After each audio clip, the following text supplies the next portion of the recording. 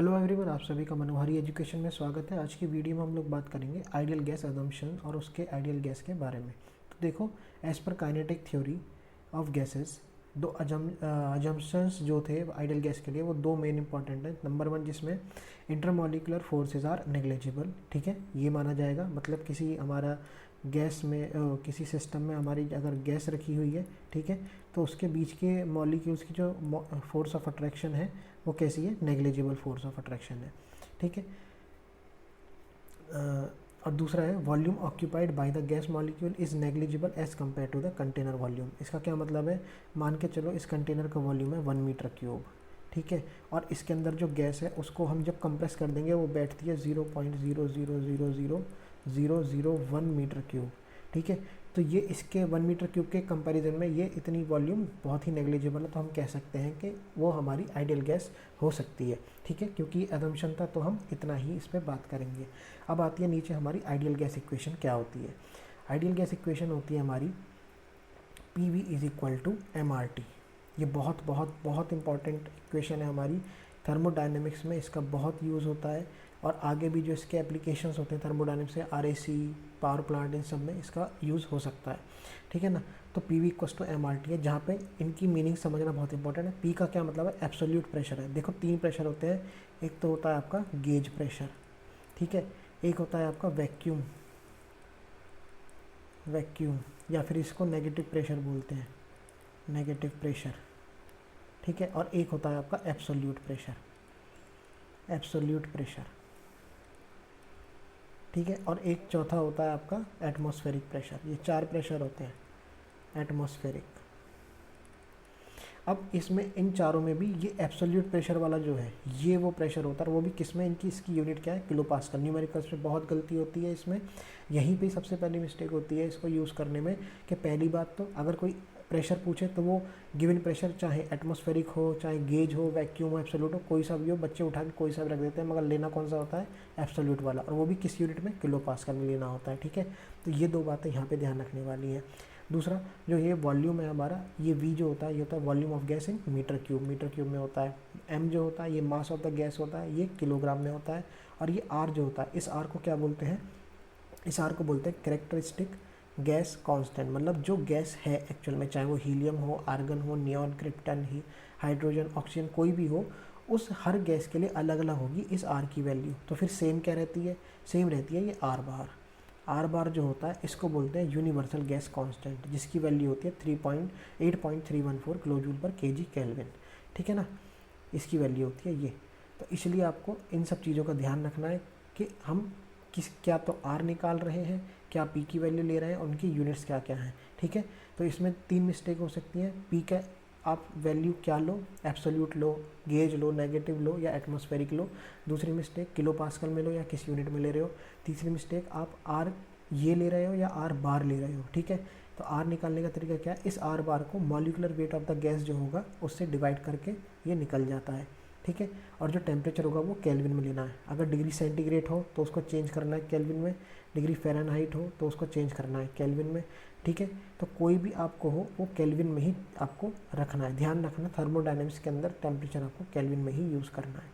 उसके बाद ideal gas equation की हेल्प से जो हमारी PV इक्वल टू MRT आई थी, हम इसमें क्या करेंगे, PV और T ये 3 टर्म्स ही किसी भी गैस में प्रॉपर्टीज़ होती हैं और वो चेंज हो सकती हैं। किसी गिवन मास के लिए हम कह सकते हैं फिर PV upon T equal to MR हमारी की इक्वेशन है, तो वो किसी गिवन मास के लिए for M mass of a given gas क्या हो जाएगा, PV अपॉन T हमारा कांस्टेंट हो जाएगा। क्यों, क्योंकि R जो है किसी गैस के लिए कांस्टेंट है। क्यों है, क्योंकि R हमारा देखा था हमने universal gas constant divided by molecular weight of the gas, इसके बराबर था, ठीक है।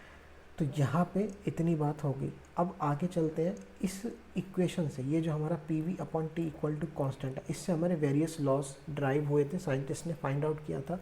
सबसे पहला है इसमें गे-लुसाइक्स लॉ। इसमें क्या है, अगर volume of an ideal gas is constant, मतलब आपके पास क्या है, M गिवन है, ठीक है, आपके पास R गिवन, R कांस्टेंट होता है, और साथ में क्या हो जाए, तीसरी कंडीशन वॉल्यूम आपकी कांस्टेंट हो जाए, ठीक है। तो क्या होगा, देखो इस वाली इक्वेशन में जब आप वॉल्यूम को कांस्टेंट रखोगे, इस वॉल्यूम को आप कांस्टेंट रखोगे तो क्या होगा इसमें आपके साथ कि ये P/T जो है वो आपका कांस्टेंट हो जाएगा, या फिर हम ये कह सकते हैं कि P is directly proportional to T। तो ये वो लॉ था जो गेल-लुसाइक्स लॉ ने दिया था, ठीक है, कि P1 इसको इंटरप्रेट करके कह सकते हैं किसी दो स्टेट्स के बीच में कि P1/T1 का रेशो इनिशियल और फाइनल स्टेट्स के बीच P और T का रेशो किसी कांस्टेंट वॉल्यूम के लिए आइडियल गैस के लिए सेम रहता है, ठीक है ना।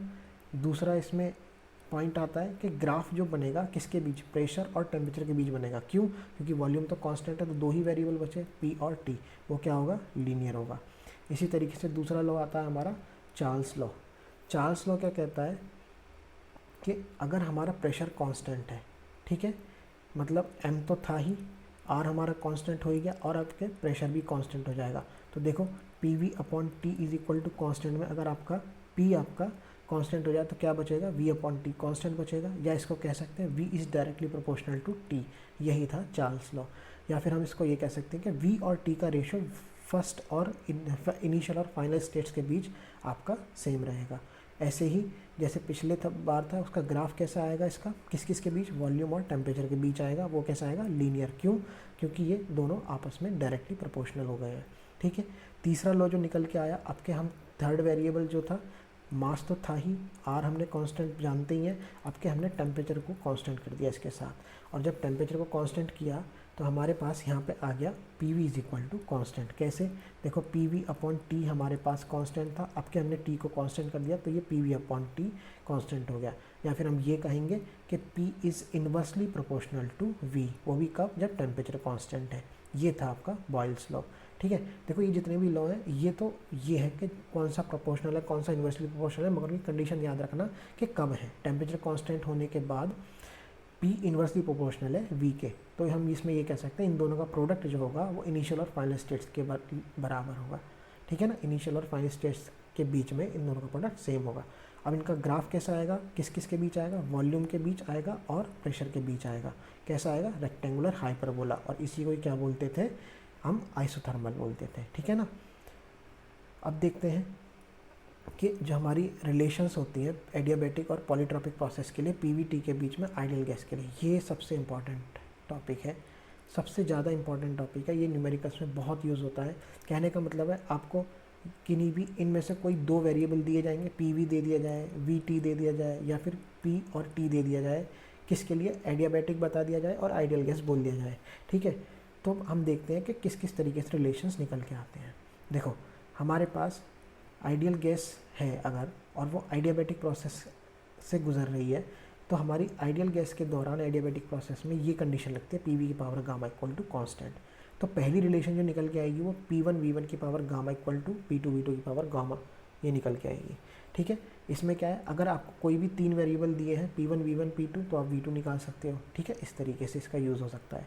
दूसरा, ये सबसे इंपॉर्टेंट इक्वेशन होती है आपकी, ठीक है। ये पावर प्लांट में बहुत यूज़ होती है, RAC में बहुत यूज़ होती है, ठीक है। इसमें क्या है, फाइनल टेम्परेचर T2 और इनिशियल टेम्परेचर T1 का जो प्रेशर वो है रेशो, वो फाइनल प्रेशर और इनिशियल प्रेशर के रेशो के Γ-1/गामा पावर में है ये, ठीक है ना। इसके बराबर होगा, मतलब T2/T1 इक्वल्स टू P2/P1 की पावर Γ-1/गामा। इसको तो रट ही लेना, इसको रट ही लेना, बहुत इंपॉर्टेंट है ये वाला, ठीक है। तीसरी रिलेशन क्या है आपकी, T और V में है, T1V1 की power Γ-1 is equal to T2V2 की पावर Γ-1, ठीक है। अब ये तो रटना है ही है, साथ के साथ ये देखना है ये वैलिड कब है। अब आपको मन चाहा ऐसे ही नहीं है, कभी भी आप लगा दो कि आपने ये चीज़ देखी, एडियाबैटिक देखा, और आपने जो है आंख बंद करके इन तीनों का इस्तेमाल कर लिया, नहीं, ऐसा नहीं होगा। इसके लिए आपको ये तीन कंडीशन देखना ज़रूरी है। रिवर्सिबल होना चाहिए, एडियाबैटिक होना चाहिए और आइडियल गैस होना चाहिए। अगर आइडियल गैस नहीं है तो बिल्कुल यूज़ नहीं कर सकते, और अगर रिवर्सिबल नहीं है तो बिल्कुल यूज़ नहीं कर सकते। तीनों आपकी वैलिड होनी ही चाहिए, तीनों आपके साथ में एक साथ होनी चाहिए, तभी आपका ये काम करेगा। उसके बाद देखो हमने बोला है अगर पॉलीट्रॉपिक प्रोसेस के लिए बात करते हैं तो क्या करना है, जितनी भी आपकी ये इक्वेशंस थी, इन्हीं कंडीशंस के साथ जितनी इक्वेशन थी उसमें गामा को n से रिप्लेस कर लेना है बस। बाकी सारी की सारी आपको इनिशियल और फाइनल स्टेट में सेम टू सेम आपको सेम रिलेशन मिलेंगी। यही कंडीशंस फॉलो होनी चाहिए और गामा को रिप्लेस कर देना है n से, तो आपकी सारी कंडीशंस वही आ जाएंगी। तो इस सब में आज ही हम इतना ही देखेंगे। So thank you for watching this video.